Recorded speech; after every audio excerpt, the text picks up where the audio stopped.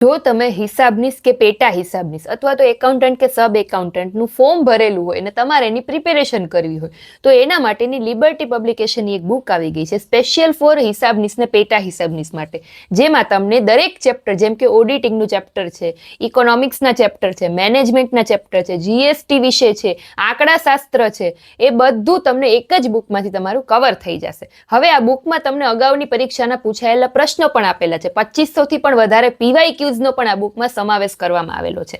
આ બુકને પરચેસ કરવા માટે તમે કમેન્ટમાં લિંક ટાઈપ કરજો એટલે હું તમને આની લિંક છે ડીએમ કરી દઈશ.